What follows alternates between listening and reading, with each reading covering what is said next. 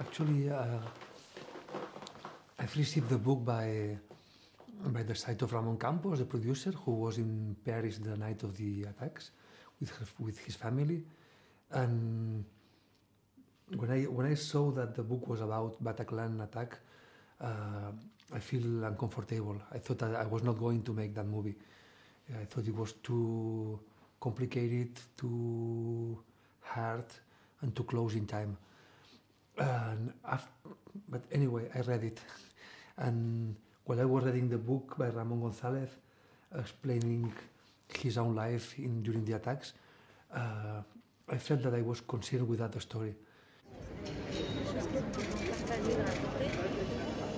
Ça n'a pas été évident, j'ai eu peur. Je ne sais pas si c'était une bonne chose, si c'était le moment, si on était légitime, si on avait suffisamment de distance, si c'était la bonne manière d'en parler, le moment d'en parler. Et puis j'ai lu le scénario et je me suis dit que c'était nécessaire. J'ai lu aussi le livre de Ramon González. Et ce que ça raconte, c'est que y en a qui ont besoin d'en parler.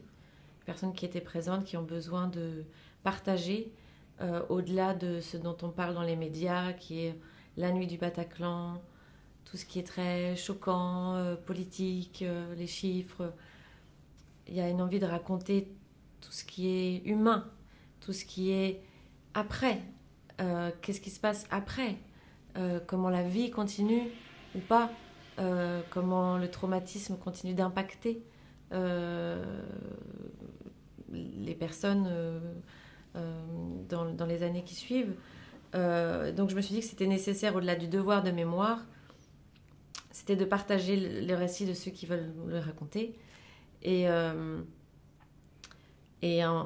réponse à l'horreur, c'est oui, l'impact traumatique, mais l'amour, la vie, l'art, le lien social, le dialogue, la paix, la recherche de la paix, le sens de la vie, tout ça, ce sont, je pense, des choses très très importantes, nécessaires. Et comme le personnage de Céline, tout le monde n'a pas eu envie de raconter, tout le monde n'a pas envie, tous les spectateurs n'ont pas envie d'en parler ou de voir des choses dessus, mais il y en a qui ont besoin. Donc je pense qu'il faut faire ces films, parce que j'imagine il y en aura d'autres. Usually they describe victims and survivors like people who are identical, and all of them are very different, and they have, of course, it's a cliché, but it's true. Every person is really a world, and it happens with Ramon and Céline. They had absolutely and extremely different reactions, and Ramon he decided to change his life, absolutely, and Céline, she was in denial and refused to change everything till today, because to change her life would be a victory for the terrorist. That's what she thinks. And for me, it was very interesting to see how I could understand both of them. And also different opinions. But in this case, it was so extreme and so good for empathy to understand both attitudes. That is one of the reasons for making the film. Mm-hmm.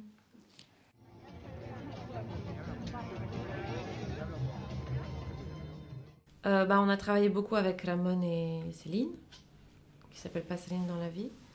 On en a beaucoup parlé aussi avec Isaki, qui fait beaucoup de crises d'angoisse. J'en fais beaucoup aussi, donc les crises d'angoisse, on connaissait.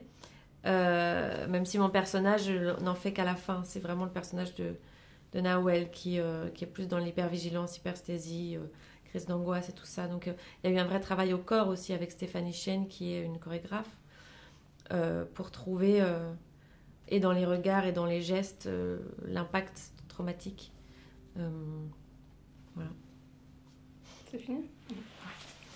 Merci beaucoup. Merci à vous.